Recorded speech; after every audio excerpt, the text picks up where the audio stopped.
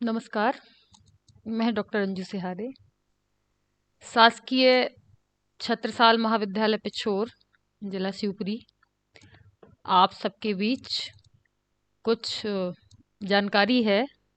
बड़े ही सहजता से बच्चे, प्यारे बच्चे सभी बड़े ही सहजता से इसे सुने और समझें।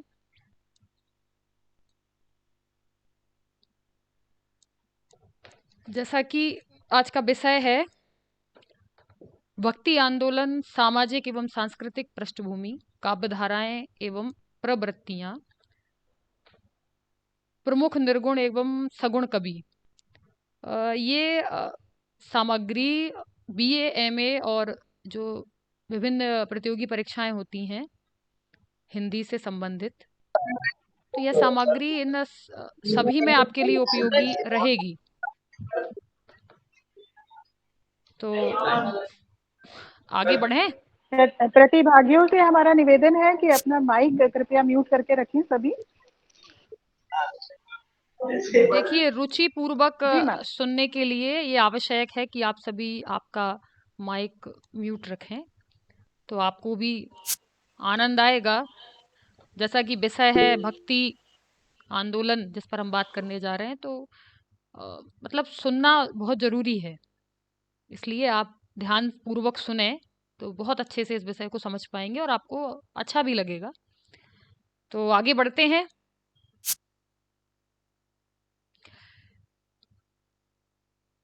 इस तरह से आज हम पढ़ेंगे, जैसे कि पहले आपका ये प्रस्तावना, विषय वस्तु के बारे में आप प्रस्तावना में जानेंगे। इसके बाद भक्ति काल की सामाजिक सांस्कृतिक पृष्ठभूमि, फिर काव्य धारा एवं प्रवृत्तियां पे आकर के सभी काव्य धाराओं को हम सरलता पूर्वक समझेंगे।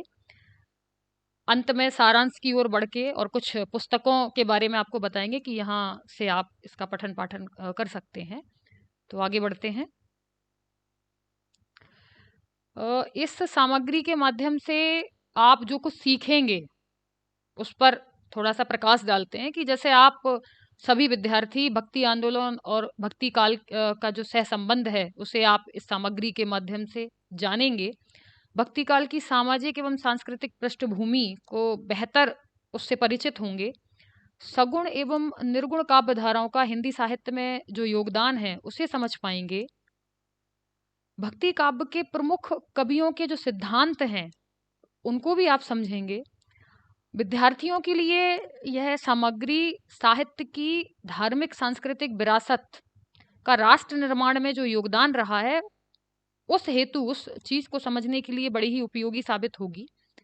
आगे बढ़ते हैं। तो प्रस्तावना की बात करते हैं, विषय वस्तु को जानते हैं। देखिए, भक्ति काल का जो समय है वह 1375 से 1700 तक माना जाता है। तो प्रत्येक युग के साहित्य पर तत्कालीन राजनीतिक, सामाजिक एवं धार्मिक परिस्थितियां का प्रभाव परिलक्षित हुआ ही करता है। और पूर्व मध्यकालीन भक्ति साहित्य भी हम कहें तो इसका अपवाद नहीं है, जैसे हम भक्ति साहित्य कहते हैं पूर्व मध्यकाल को। आचार्य शुक्ल के मतानुसार पूर्व मध्यकाल या भक्ति काल का जो समय है संवत 1375 से 1700 तक, जैसा कि अभी हमने कहा कि माना जाता है। जो उस समय जो विधर्मियों एवं विभाषियों के द्वारा जो अत्याचार बढ़ रहे थे और जनमानस जो वीर गाथा कालीन जो उसकी विचारधारा थी, भावना थी, उससे दूर हो चुका था, उससे निकल आया था। तो हम कह सकते हैं कि काव्य भी जो राज दरबारी जो काव्य था वीर गाथा काल का, तो वहां से भी हम बाहर निकल आए थे। तो जो विरक्त सन्यासी रहे या महात्मा रहे, वहां जाकर के साहित्य ने आश्रय लिया, हम ये कह सकते हैं भक्ति काल में। तो तदनुसार ही काव्य में आश्रयदाताओं की बिरुदावली के स्थान पर भगवत भक्ति का जन्म हुआ और भगवत भक्ति का गुणगान गाया जाने लगा। आचार्य शुक्ल के मतानुसार यही राजनीतिक परिस्थितियां थीं कि तत्कालीन भक्ति साहित्य के निर्माण की जो प्रमुख शक्तियां रहीं। हम कहते हैं भक्ति काल को हिंदी साहित्य का स्वर्ण युग। आप सभी ने सुना होगा कि भक्ति काल हिंदी साहित्य का स्वर्ण युग है। तो इस अध्ययन सामग्री के माध्यम से आज आप यही जानने वाले हैं कि आखिर भक्ति काल को हिंदी साहित्य का स्वर्ण युग क्यों कहा जाता है। जैसे जैसे आप आगे बढ़ेंगे और जानेंगे तो आप स्वयं ये समझ पाएंगे कि भक्ति काल हिंदी साहित्य का स्वर्ण युग है।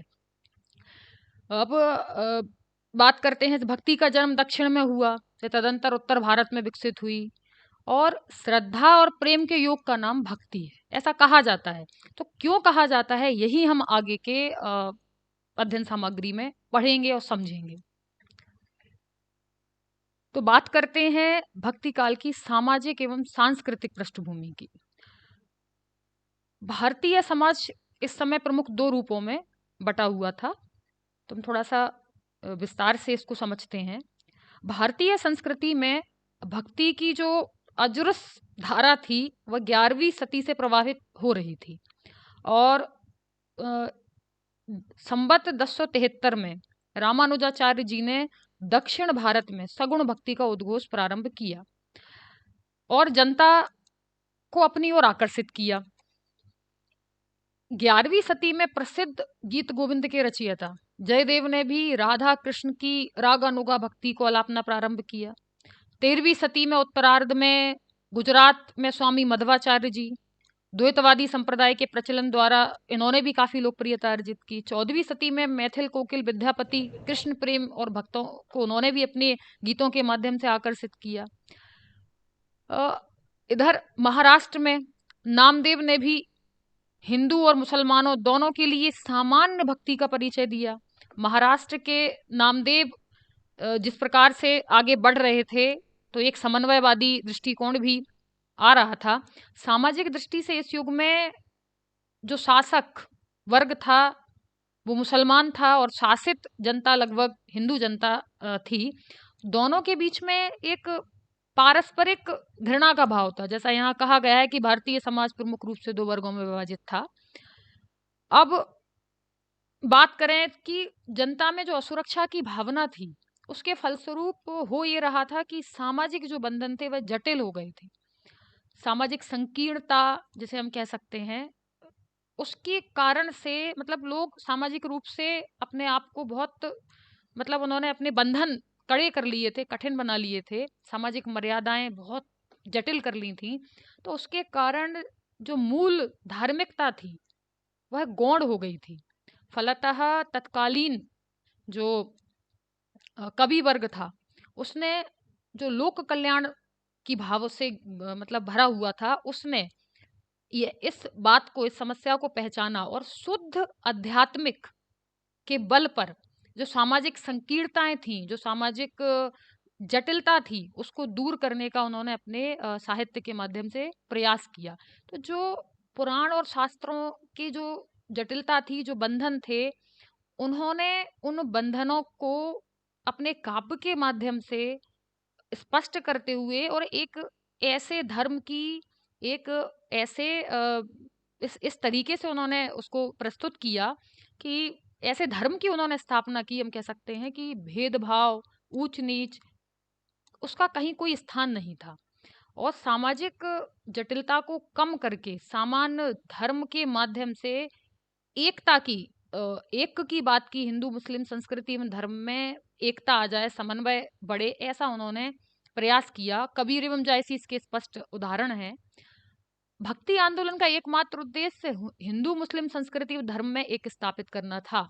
तो आप ये समझ गए होंगे, सांस्कृतिक दृष्टि से भक्ति काल एक मिश्रित या समन्वित संस्कृति के विकास का काल है, ऐसा हम स्पष्ट करने का प्रयास करते हैं कि धार्मिक दृष्टि से भी उन दिनों भारत में विभिन्न प्रकार के धर्मों का जो जमघट था, उसकी यदि हम बात करें तो जैसे कि नाथपंथी साधु, कनफटे जोगी, व्यवचार पूर्ण वाम मार्गी, ये सब भी धर्म में रत थे और लोगों को भटकाने का प्रयास हो रहा था।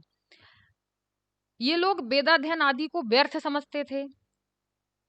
तो रामानुजाचार्य जी की जो शिष्य परंपरा रही, रामानंद जी के जो विष्णु के अवतार राम की उपासना रही, वल्लभाचार्य जी के जो कृष्ण की उपासना रही, मतलब इन सब का जो प्रचार प्रसार हुआ, इन संतों ने जो इन भक्त कवियों ने जो उसका प्रचार प्रसार किया, तो इन आचार्यों की इस भक्ति की इस भावना के कारण संपूर्ण 15वीं सदी का जो भारत था वह इनके इस योगदान के कारण रस सिक्त हो गया, भर गया रस से।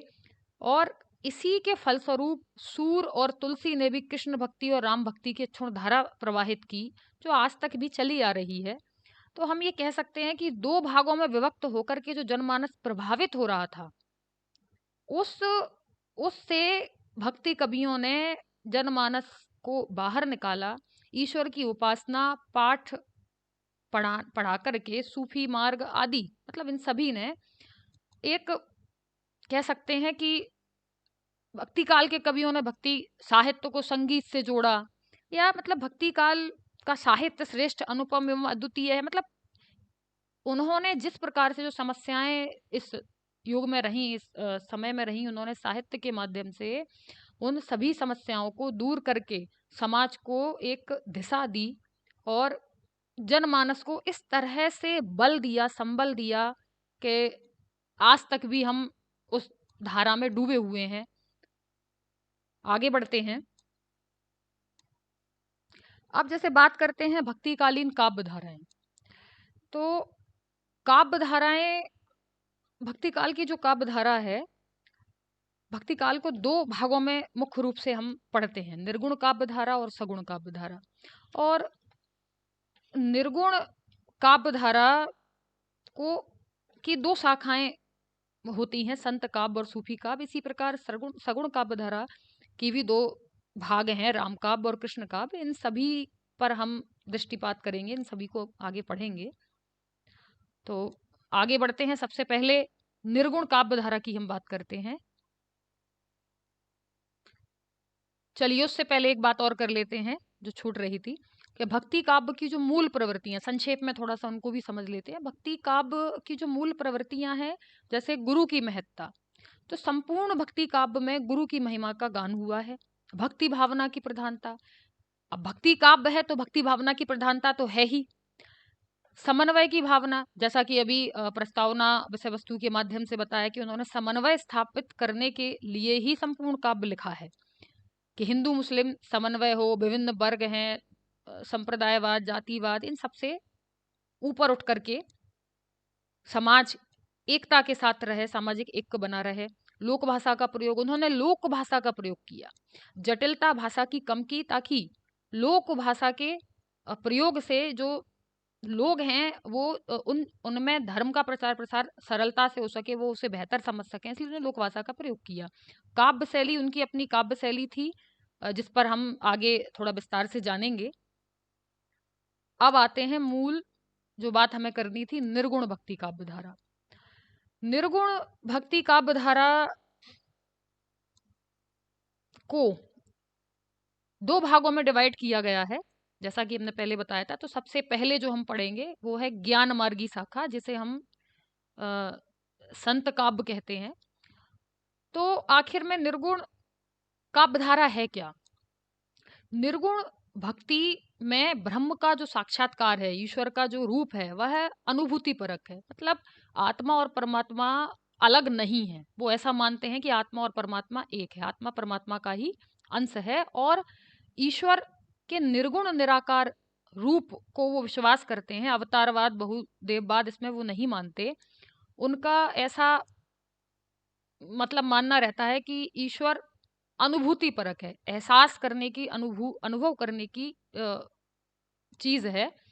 तो इसकी जो विशेषताएं रही संत काव्य की विशेषताओं में सबसे पहले अवतारवाद का विरोध, जैसा कि अभी कहा था कि ईश्वर के अवतारवादी रूप को ये स्वीकार नहीं करते।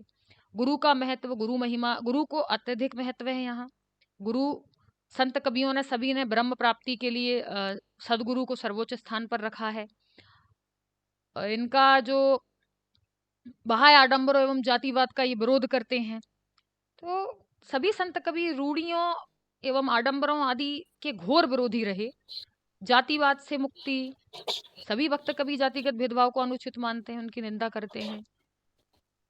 ईश्वर के नाम स्मरण और भजन को ही इन्होंने महत्व दिया है, वही ईश्वर प्राप्ति का सर्वोत्तम मार्ग इन्होंने स्वीकार किया।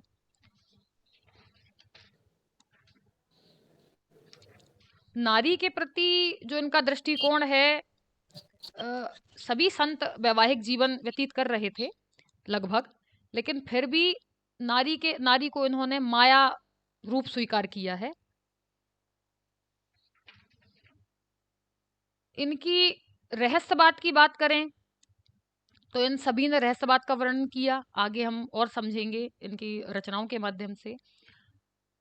अब बात करें रस, छंद, भाषा शैली, अलंकार, इन सब के बारे में, तो सभी अशिक्षित थे, सभी संत, और इन्होंने इसीलिए भी बोलचाल की भाषा को अभिव्यक्ति का उन्होंने माध्यम बनाया। धर्म प्रचार हेतु ये भ्रमण करते रहे हैं। तो भाषा में इनकी भाषा में एक मतलब प्रांतीय शब्दों का प्रयोग है। कह सकते हैं कि इनकी भाषा सदुक कड़ी, बेमेल खिचड़ी, मतलब अवधी ब्रजभाषा, खड़ी बोली, पूर्वी हिंदी, फारसी, अरबी, संस्कृत, राजस्थानी, पंजाबी, सभी का इन्होंने मेल कर दिया है। छंद की बात करें तो इन्होंने साखी, शबद, रमैनी इनका प्रमुख रूप से किया। इसके अलावा चौपाई, कवित्त, सवैया, सार, बसंताती छंदों का भी इन्होंने प्रयोग किया। अलंकारों की बात करें तो अलंकार संतों की बाड़ी में सच कहें तो सहज ही आ गए हैं। इन्होंने कोई साहित्यिक चेष्टा नहीं की इस हेतु, फिर भी उपमा, रूपक, अनुप्रास, यमक, ये इनके प्रिय अलंकार रहे। रस तो इन्होंने मूल रूप से संत काव्य में जो उपयोग किया वह शांत था, शांत रस की अभिव्यक्ति अधिक है, श्रृंगार का भी वर्णन है।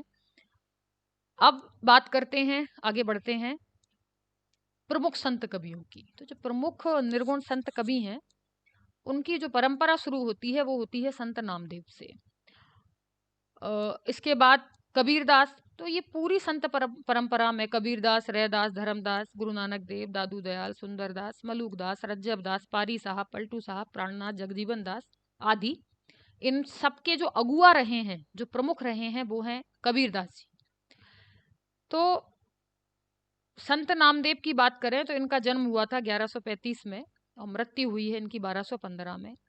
इनकी जो महत्वपूर्ण रचना है वह अभंग है, जो मराठी में रही, और इसके जो पद हैं वो गुरु ग्रंथ साहब में संकलित हैं।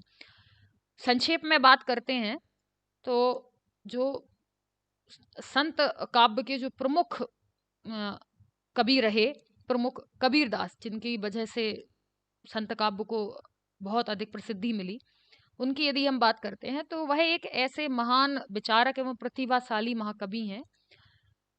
कबीरदास जी का जन्म 1398 में हुआ और इनकी जो रचनाओं का संकलन है वह बीजक नाम से इनके शिष्य धर्मदास ने 1464 में किया है। कबीर सिकंदर लोदी के समकालीन थे और इनकी जो रचनाओं का संकलन बीजक, जिसके 3 भाग हैं, साखी, शबद और रमैनी। कबीर की मृत्यु के संबंध में विवाद है। भक्तमाल की टीका में उनकी मृत्यु का समय कुछ और है, इसी तरह से धर्मदास ने कुछ और बताया है। तो संक्षेप में यदि हम बात करें तो इनके जन्म और मृत्यु दोनों के ही संबंध में विवाद हैं, जो विभिन्न पुस्तकों में आपको पढ़ने के लिए मिलेंगे। तो कबीर एक मतलब ऐसे व्यक्तित्व हैं, एक ऐसी पर्सनैलिटी हैं कि उनके बारे में जितनी बात करें उतना कम है और हमें आगे भी बढ़ना है। तो जैसे कि रैदास की बात करते हैं, रैदास की जन्म मृत्यु के बारे में बहुत अधिक हमें मतलब डिटेल नहीं मिलती, और फिर यदि हम सबकी बारे में अगर जीवन परिचय सभी का देंगे तो थोड़ी सी आप लोगों को भी असुविधा होगी, समय अधिक लगेगा। तो संक्षेप में बात करते हैं कि ये मृत पशु ढोने का काम करते थे और इनका जो मिलता है हमें,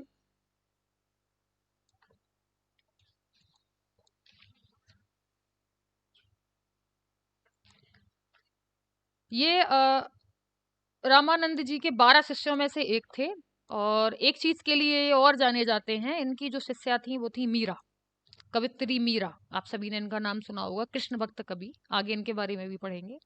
और इनकी एक प्रसिद्ध पंक्ति है, प्रभु जी तुम चंदन हम पानी, जाकी अंग अंग बास समानी। तो इस पंक्ति के लिए भी ये विशेष रूप से जाने जाते हैं।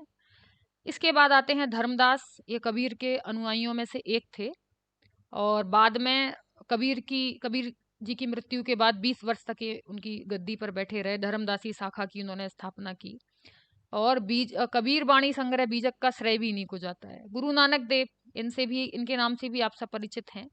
इनका जन्म 1469 ईस्वी में पंजाब के लाहौर जिले के तलवंडी गांव में हुआ था। साथ ही और बात करते हैं संक्षेप में, जैसे दादू दयाल जी, इनका जन्म स्थान अहमदाबाद है। और इनके कई शिष्य हुए, रज्जब, सुंदरदास, जिन्होंने इनका काफी नाम किया। इनकी जो रचनाएं हैं वो हरडे बानी के नाम से प्रसिद्ध हैं। इसके बाद आते हैं सुंदरदास, सुंदरदास के बाद मलूक दास, रज्जब दास पारी साहब, मतलब ये सभी, इन सभी ने संत परंपरा को निभाया। और कबीर ने जो लिखा उसको इन्होंने आगे बढ़ाया और मतलब समाज में समन्वय स्थापित करने का भरसक प्रयास किया। इनकी कई रचनाएं हैं, सब पर यहाँ बात नहीं कर सकते, इसलिए आगे बढ़ते हैं। अब बात करते हैं निर्गुण काव्य धारा में दूसरी शाखा, जिसे प्रेम मार्गी शाखा और सूफी काव्य धारा के नाम से भी हम जानते हैं। निर्गुण काव्य धारा की जो प्रेम मार्गी शाखा है, उसके प्रवर्तक मुसलमान सूफी कवि थे। इन प्रेम मार्गी सूफियों ने ज्ञान की अपेक्षा अधिक महत्व दिया प्रेम को। इन सभी सूफी कवियों ने भारतीय जनजीवन में प्रचलित लौकिक प्रेम गाथाओं तथा द्वारा अलौकिक तथा ईश्वरीय प्रेम का आवाज कराया। देखिए, यहाँ आपने जो पहले संत काव्य धारा पढ़ी, जिसे हम ज्ञान मार्गी कहते हैं, तो एक बात आप ध्यान से सुने कि संत काव्य धारा, संत जो कवि रहे, उन्होंने ज्ञान को अधिक महत्व दिया, इसीलिए उसका नाम ज्ञान मार्गी पड़ा।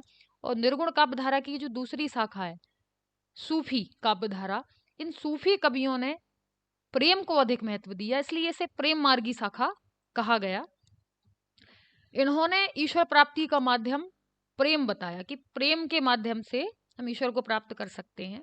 और प्रेम कहानियों के माध्यम से, मतलब लौकिक प्रेम के माध्यम से, इन्होंने अलौकिक ईश्वर की प्राप्ति का मार्ग प्रशस्त किया।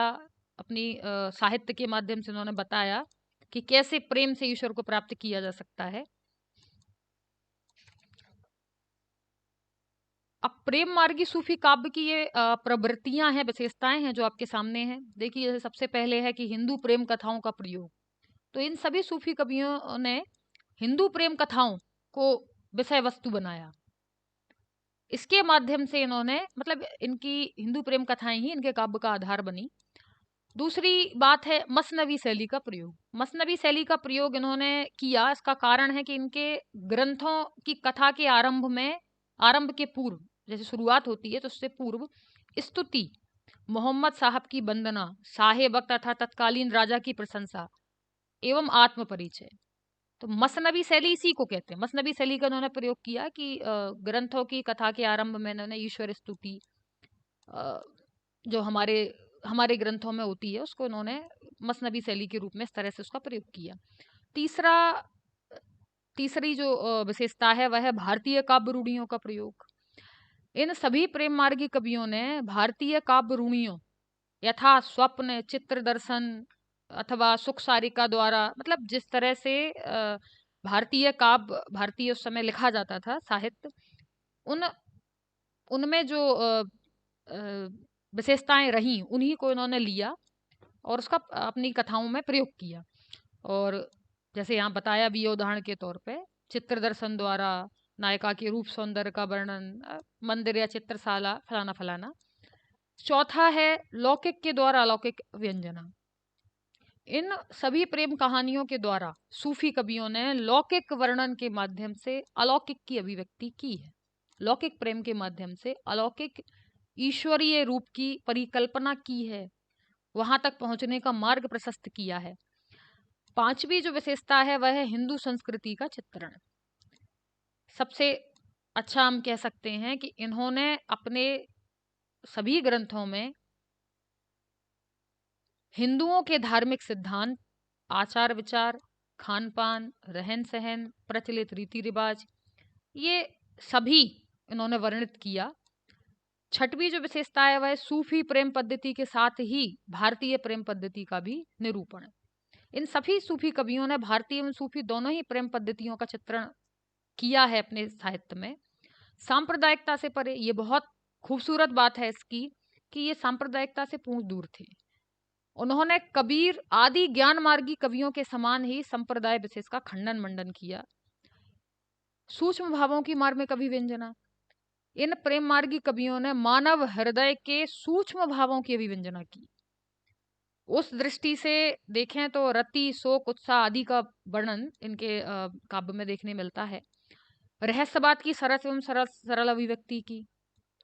इन सभी सूफी कवियों ने अपने ग्रंथों में प्रेम मूलक भावना प्रधान रहस्यवाद की सरस एवं सरल अभिव्यक्ति की है। प्रबंध शैली का प्रयोग किया। प्रबंध काव्य आप लोगों ने पढ़ा होगा। इन कवियों ने सुव्यवस्थित कथा वस्तु के माध्यम से, कथानक के माध्यम से अपनी बात कही। दोहा चौपाई छंदों का प्रयोग किया। अधिक से अधिक इनके काव्य में जो देखने मिलता है वो दोहा चौपाई छंद मिलता है। अवधी भाषा का प्रयोग किया। इनकी जो भाषा है वो अवधी रही। अवधि का ही इसका एक कारण भी था कि इनका जो केंद्र स्थल था वो अवध था, फलतः इन सभी ने अवधी भाषा का प्रयोग अधिक किया। और इनकी जो अवधि है वो ग्रामीण है। अब बात करते हैं कि सूफी प्रमुख कवि, तो संक्षेप में ही बात करेंगे, समय काफी हो गया है। तो इनके जो अगुआ हैं, प्रमुख हैं, वो हैं जायसी। प्रेम मार्गी शाखा के जो प्रतिनिधि कवि हैं वो जायसी माने जाते हैं। इनका जो जन्म है वो 900 हिजरी सन 1943 माना जाता है। 30 वर्ष की अवस्था प्राप्त होने पर इन्होंने काव्य रचना प्रारंभ की थी। और इनके जो प्रसिद्ध ग्रंथ हैं वह 3 है, पद्मावत, अखरावट और आखिरी कलाम, जिसमें से सबसे अधिक प्रसिद्धि पद्मावत को मिली।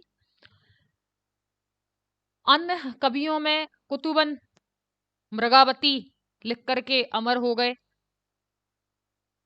मंझन, मधुमालती के नाम से, मधुमालती इनकी प्रसिद्ध पुस्तक है, प्रसिद्ध ग्रंथ है। उस्मान चित्रावली के लिए जाने जाते हैं। और नूर मोहम्मद इंद्रावती अनुराग वांसरी के लिए प्रसिद्ध हैं। अन्य प्रेम मार्गी सूफी कवियों की बात करें तो निशार, यूसुफ जुलेखा, ख्वाजा अहमद, हंसावली, असायत की हंसावली, रंजन का प्रेमबन, कासिम शाह का हंस जवाहिर आदि ये सब प्रमुख रहे हैं। अब आगे बढ़ते हैं। अब आते हैं सगुण भक्ति काव्य धारा पर। सगुण, जिस प्रकार से निर्गुण भक्ति के 2 रूप थे, पूर्व में भी बता चुके हैं, ज्ञान मार्गी शाखा और प्रेम मार्गी शाखा, संत काव्य, सूफी काव्य, उसी प्रकार सगुण भक्ति काव्य धारा के भी 2 हैं, राम काव्य और कृष्ण काव्य। राम भक्ति काव्य की बात करें तो उत्तर भारत में, पहले सगुण भक्ति की थोड़ी सी बात कर लेते हैं कि सगुण भक्ति क्या है। सगुण भक्ति धारा के अनुसार ईश्वर के साकार तथा सगुण रूप की उपासना की जाती है। इसमें कि ईश्वर, सगुण भक्ति संप्रदाय के अनुसार राम और कृष्ण को विष्णु अवतार मानकर उसी अवतारी रूप को सगुण ब्रह्म माना गया है। सगुण भक्ति के अनुसार ज्ञान तथा कर्म को इतना महत्व नहीं दिया जाता, पर केवल भक्ति को ही अपना उपजीव्य आधार माना जाता है। उन्होंने ज्ञान की उपेक्षा नहीं की, पर भक्ति जैसा महत्व भी नहीं दिया, भक्ति को अधिक महत्व देते हैं और ईश्वर के सगुण साकार रूप में विश्वास करते हैं, श्रद्धा रखते हैं। अब आते हैं राम भक्ति शाखा पर, राम भक्ति काव्य पर। तो उत्तर भारत में राम भक्ति के प्रमुख जो प्रवर्तक रहे वो रामानंद माने जाते हैं। तुलसी के पूर्व हिंदी में राम कथा के आधार पर सशक्त रचना वाले कवियों का अभाव है थोड़ा सा। तो रामानंद द्वारा रचित एकमात्र ग्रंथ है राम रक्षा स्रोत। विष्णुदास की रामायण कथा भी तुलसी पूर्व की रचना है।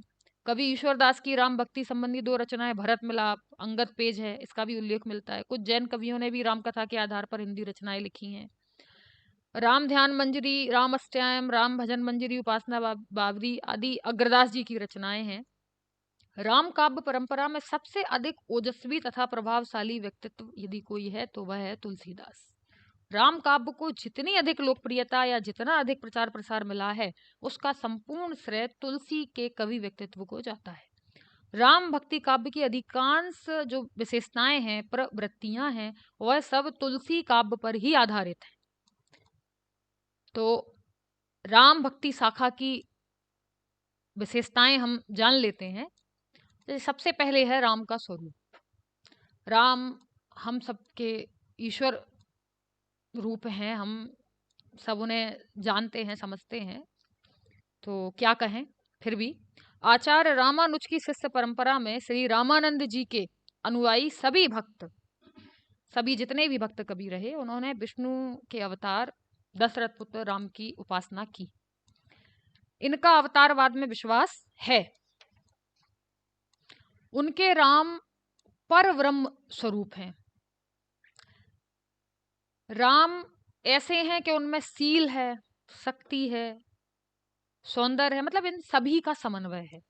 वे मर्यादा पुरुषोत्तम और लोक रक्षक हैं। ये सभी राम भक्त जो रहे, राम भक्ति भक्त कभी रहे, इन सब ने राम को जिस रूप में चित्रित किया उसकी बात हमने यहाँ की है कि इनके राम का स्वरूप कैसा था, कैसा इन्होंने राम को माना। अब बात करते हैं भक्ति के स्वरूप की। इनकी भक्ति कैसी थी ये हम जानेंगे कि इनकी भक्ति में सेवक सेव्य भाव है। वे दास भाव में राम की आराधना करते हैं। वे अपने ब्रह्म राम की जो आराधना करते हैं वो किस रूप में करते हैं? दास रूप में। वे स्वयं को सेवक और अपने इष्ट को, अपने ईश्वर को। आगे बढ़ते हैं लोक मंगल की भावना। राम भक्ति साहित्य में राम के लोक रक्षक रूप की स्थापना हुई है।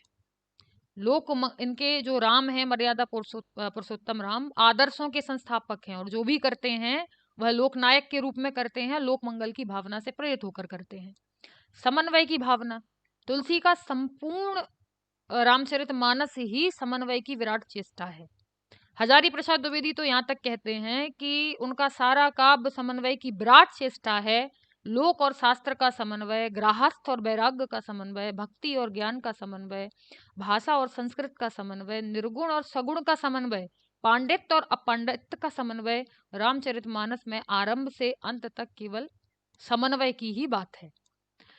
आगे बढ़ते हैं भारतीय संस्कृति। संपूर्ण राम भक्त कवियों ने भारतीय संस्कृति में उनकी पूर्ण आस्था रही और जिसका उन्होंने वर्णन किया साहित्य में। अपने काव्य शैलियों की यदि बात करें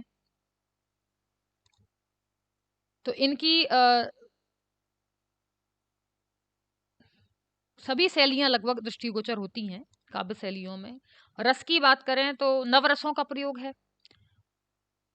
जीवन राम के जीवन इतना विस्तृत और विविध है कि उसमें सभी रसों की अभिव्यक्ति हो गई है। भाषा की बात करें तो मुख्य रूप से अवधि प्रयुक्त हुई है, किंतु ब्रजभाषा और की भी ब्रजभाषा में भी लिखा गया है। अन्य भाषाओं के भी शब्द मिलते हैं, मुख्य रूप से अवधि है।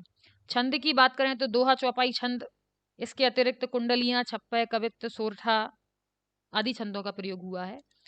अलंकारों की बात करें तो सभी राम भक्त कवि विद्वान पंडित हैं। इन्होंने अलंकारों की उपेक्षा नहीं की। तुलसीदास के काव्य में अलंकारों का खूब प्रयोग मिलता है, सहज स्वाभाविक रूप से मिलता है, और उत्प्रेक्षा, रूपक और उपमा का खूब प्रयोग इन्होंने किया है। प्रमुख कवि तो तुलसीदास ही हैं। राम काव्य के प्रतिनिधि कवि तुलसीदास कहलाते हैं। और रामचरितमानस तो घर घर है, सभी उसका अध्ययन करते हैं और बहुत बेहतर समझते हैं। अब बहुत विस्तार में इसकी बात फिर कभी करेंगे। स्वामी अग्रदास, नाभादास, प्राणचंद चौहान, हृदय राम, लालदास, मलूकदास, नरहरिदास चारण, गजा पृथ्वीराज, यमुना दास आदि बहुत कवि रहे जिन्होंने तुलसीदास जी की परंपरा को आगे बढ़ाया और राम भक्ति का प्रचार प्रसार किया। इनके कई ग्रंथ रहे। समय के अभाव के कारण शीघ्रता से आगे बढ़ते हुए प्रमुख बात करते हैं दूसरी शाखा, कृष्ण भक्ति शाखा की। कृष्ण भक्ति शाखा से आशय है कि कृष्ण, विष्णु के जो दूसरे अवतार हैं कृष्ण, उनके आश्रय से जिस भक्ति भावना का विकास जिन कवियों ने किया वो इसके अंतर्गत आते हैं। कृष्ण भक्त कवि वही कहलाते हैं। सगुण भक्ति में कृष्ण का जो चरित्र है वो अपनी रसात्मकता के लिए प्रसिद्ध है और कृष्ण भक्ति का जो आधार है वह प्रेम है। तो इन्होंने कृष्ण की भक्ति करते हुए जो साहित्य लिखा वह कृष्ण कवियों का साहित्य कहलाता है। कृष्ण भक्ति के अनेक संप्रदाय हुए, जैसे बल्लभ संप्रदाय, निम्बार्क संप्रदाय, चैतन्य संप्रदाय, राधा वल्लभी संप्रदाय, हरिदासी या सिखी संप्रदाय, सखी संप्रदाय, सब उल्लेखनीय हैं। अब बात करते हैं कृष्ण काव्य की प्रवृत्तियों की। तो कृष्ण भक्ति शाखा की जो सबसे पहले हम बात करेंगे कृष्ण की उपासना की। तो यहाँ कृष्ण को पूर्ण ब्रह्म का प्रतीक मान करके आदर्श रूप में उनका वर्णन रचनाओं में किया गया। राम यदि मर्यादा पुरुषोत्तम के रूप में सामने आते हैं तो कृष्ण को लीलाधर के रूप में प्रसिद्धि प्राप्त है। राधा कृष्ण की लीलाएं, इनकी सभी रचनाओं में राधा कृष्ण की लीलाओं का ही गुणगान है। वात्सल्य रस का चित्रण, कृष्ण के बाल रूप की उपासना खूब की है सूरदास जी का। सूरदास जी तो इसके लिए वात्सल्य रस सम्राट कहलाते हैं। श्रृंगार वर्णन, सभी कृष्ण भक्त कवियों ने कृष्ण व गोपियों के प्रेम का खूब स्वच्छंदता से वर्णन किया है। श्रृंगार रस का खूब प्रयोग किया है। भक्ति भावना, सूर के भक्ति काव्य में अलौकिकता लौकिकता है। सभी जो सूर तो प्रतिनिधि कवि हैं ही, इसके अलावा जितने भी सभी कृष्ण भक्त कवि हुए, चाहे वह मीराबाई हो, रसखान हो, सभी की भक्ति भावना अद्भुत है, पूर्व है।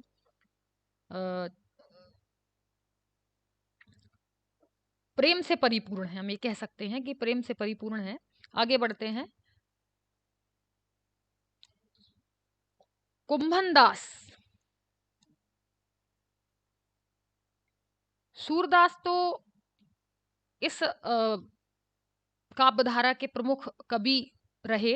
इसके अलावा कुंभन दास, परमानंद दास, कृष्णदास, नंददास, छीत स्वामी, गोविंद स्वामी, चतुर्भुज दास, मीराबाई, इन सभी का इस शाखा को पोषित पल्लवित करने में, विस्तार करने में, प्रसिद्ध करने में महत्वपूर्ण भूमिका रही। सबके ग्रंथ और सबकी जीवनी पर विस्तार पूर्वक बताना संभव नहीं है। सूरदास जी की बात कर लेते हैं। सूरदास जी का जो जन्म है 1534 से 1640 इनका समय है। तो इनका जो जन्म स्थान है वह है सीही, उत्तर प्रदेश में बैसाख शुक्ल 15 मंगलवार को हुआ। और कृष्ण काव्यधारा के ये प्रतिनिधि सर्वश्रेष्ठ कवि हैं। ये बल्लवाचार्य से 10 दिन छोटे थे। शिष्य बनने के बाद ये चंद्र सरोवर के समीप पारसौली गांव में रहने लगे और बल्लवाचार्य से इन्होंने शिष्यत्व ग्रहण किया। इन्हें पुष्टि मार्ग का जहाज की संज्ञा दी जाती है और इन्हें संज्ञा दी है विट्ठलनाथ ने। बल्लवाचार्य के संपर्क में आने पर इन्होंने सख, वात्सल्य, माधुर्य आदि पदों की रचना की और दास व विनय भाव के पद ये लिखते हैं। इनके जो प्रमुख ग्रंथ हैं वह है सूर सागर, सूर सारावली, साहित्य लहरी, सूर पचीसी, सूर रामायण, सूर साठी, राधार सकेली। और ये मुख्य रूप से जो जाने जाते हैं, इन्हें कहा जाता है वात्सल रस सम्राट। इसके अलावा इनका जो गोपियों वाला जो प्रसंग है वह भी अद्भुत है, उसके लिए भी ये काफी प्रसिद्ध रहे। थोड़ी सी बात मीराबाई की भी कर लेते हैं। मीराबाई से भी आप सभी वाकिफ हैं। कृष्ण भक्ति में मीरा का कोई जवाब नहीं। इनका जो जन्म है वह 1504 ईस्वी में मेड़ता के समीप गांव कुड़की में राठौर वंशी परिवार में हुआ था। इनके पिता का नाम था रत्न सिंह और माता इनकी बचपन में ही गुजर गई थी। विवाह इनका हुआ भोजराज से और विवाह के 7 वर्ष पश्चात ही ये विधवा हो गई थी। कृष्ण भक्ति में रमी मीरा को इनके घर वालों ने कई यातनाएं दी, परंतु ये अपनी भक्ति से अविचल नहीं हुई और रमी रही अपनी भक्ति में, और यही भक्ति इनकी प्रसिद्धि का कारण बनी और आज मीरा के रूप में हम इन्हें जानते हैं, कहते हैं कृष्ण दीवानी मीरा। अंत में इनका जो मृत्यु स्थल है वह द्वारका है। इनकी जो भाषा है वह राजस्थानी मिश्रित ब्रज है, गुजराती है। भक्ति इनकी माधुर भाव है। इनकी जो रचनाएं हैं गीत गोविंद टीका, नरसिंह जी का मायरा, राग सोरठा के पद आदि आदि। राग गोविंद भी इसमें प्रसिद्ध है। रसखान का नाम भी आपने सुना होगा। समय काफी हो चुका है, इसलिए अब विस्तार में बात ना करते हुए फिर कभी अवसर मिला तो फिर आप सबके बीच में आएंगे। अब बात कर लेते हैं सारांश की। तो उपर्युक्त विवेचन के आधार पर हम कह सकते हैं कि भक्ति काल के प्रादुर्भाव के मूल में एक अविच्छिन्न सांस्कृतिक एवं धार्मिक भावना कार्यरत थी, जो अनुकूल परिस्थितियां पाकर पल्लवित हुई, फलवती हुई। तत्कालीन परिस्थितियों ने निश्चय ही उसे प्रभावित किया, पर इसका यह अर्थ कदापि नहीं है कि यह धारा विधर्मी मुसलमानों के अत्याचार के कारण अथवा ईसाइयत के प्रभाव के कारण प्रतिफलित हुई थी। उत्तर भारत में जो भक्ति की धारा प्रवाहित हुई, उसका आदि उद्गम स्थल दक्षिण भारत का शांत वातावरण ही था, और वहीं से चलकर यह उत्तर भारत में प्रविष्ट हुई। भाव और शिल्प की दृष्टि से यह काव्य श्रेष्ठतम है। इसमें समाज को ध्यान में रखते हुए उस युग में जो आवश्यकता थी, जो जरूरत थी समाज की, तो उन चीजों को ध्यान में रखते हुए जिस तरह का साहित्य लिखा गया वह अद्भुत और अपूर्व था। इसीलिए इसको हम कह सकते हैं कि भाव शिल्प, मतलब जिस प्रकार की जो उन्होंने भाषा, शैली, अलंकार, छंद आदि का जो उन्होंने प्रयोग किया, और जनमानस को जिन चीजों की, जिस सोच की, जिस चेतना की आवश्यकता थी, वो साहित्य के अपनी रचनाओं के माध्यम से दी। तो हम ये कह सकते हैं कि हर तरह से यह काव्य श्रेष्ठतम था। संदर्भ के लिए, रेफरेंस के लिए आप मतलब इस विषय को बहुत अच्छे से समझने और जानने के लिए इन पुस्तकों को देख सकते हैं। इन पुस्तकों में जैसे डॉक्टर नगेंद्र हिंदी साहित्य का इतिहास, आचार्य रामचंद्र शुक्ल हिंदी साहित्य का इतिहास, रामचंद्र तिवारी हिंदी गद्य का इतिहास आप सबके सामने है, देख लीजिए, चाहे तो स्क्रीनशॉट भी ले सकते हैं। ये कुछ साइट हैं, इनको भी आप देख सकते हैं। जो पढ़ना चाहें, जो विद्यार्थी, तो स्क्रीनशॉट ले लें इसका। तो बस धन्यवाद के साथ बात खत्म करते हैं। श्वेता मैम, श्वेता मैम आइए।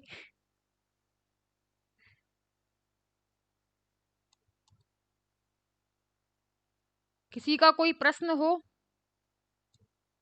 कोई कुछ पूछना चाहता हो? हेलो मैम, महेंद्र जाटव आपकी कॉलेज से स्टूडेंट हूँ। हाँ हाँ बेटा, बताएं। मैम, जैसे आप एक कवियत्री रही हैं, जी। आपने एक पुस्तक भी लिखी है। हम्म। जैसे हिंदी का जो स्टूडेंट रहता है मैम, कहीं ना कहीं उसके व्यक्तित्व में हिंदी से जुड़ाव हम्म। और उसके नेचर में उसका परिवर्तन दिखता है। हम्म। तो उसी प्रकार मैम कोई पॉलिटी का होगा, कोई इकोनॉमिक्स, तो उन लोगों के लिए क्या आपने सब्जेक्ट के जैसा नेचर बनाना चाहिए, व्यवहार और उनका चरित्र सब उसी के जैसा रखना चाहिए, या फिर सभी सब्जेक्टों को पढ़ते हुए एक कॉमन जो चरित्र रहता है, व्यवहार रहता है, उसको रखना चाहिए? विषय सारे पढ़िए, और जो भी अच्छी बातें हैं जो समाज के लिए उपयोगी हों उन्हें सीखिए, और एक ऐसा व्यक्तित्व अपना बनाइए जो समाज के, देश के, राष्ट्र के, परिवार के सभी के लिए उपयोगी साबित हो, किसी के कुछ काम आ सके, है ना। तो पुस्तकें और सारे विषय हों या सारी पुस्तकें हों, वो सब कहती यही हैं कि आप एक अच्छे और सफल इंसान बने, एक ऐसा व्यक्तित्व बने जो सबके लिए कुछ काम आ सके।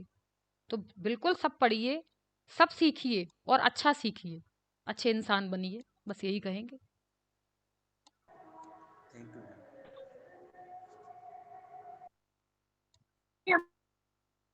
और कोई कुछ कहना चाहता हो?